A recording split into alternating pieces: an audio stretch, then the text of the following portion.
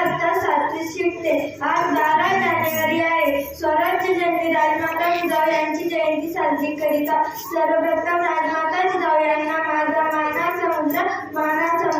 राजमाता जिजाऊ एक शूर, पराक्रमी व आदर्श माता होत्या. त्यांचा जन्म 12 जानेवारी 1598 रोजी बुलढाणा जिल्ह्यातील सिंदखेड राजा येथे झाला. त्यांच्या वडिलांचे नाव लखुजीराव जाधव व आईचे नाव म्हाळसाबाई असे होते. जिजाऊ लहानपणापासून जिद्दी, करारी व बाणेदार स्वभावाच्या होत्या. ज्या अन्यायाविरुद्ध खूप चीड होती. त्या घोडेस्वारी, युद्धकला, तलवारबाजी इत्यादीमध्ये पारंगत होत्या. सन 1605 मध्ये त्यांचा विवाह शहाजीराजे भोसले यांच्याशी झाला. प्रतापवीर संभाजीराजे, छत्रपती शिवाजीराजे ही 2 पुत्र रचलेला. एवढे बोलून मी माझे 2 शब्द संपवते.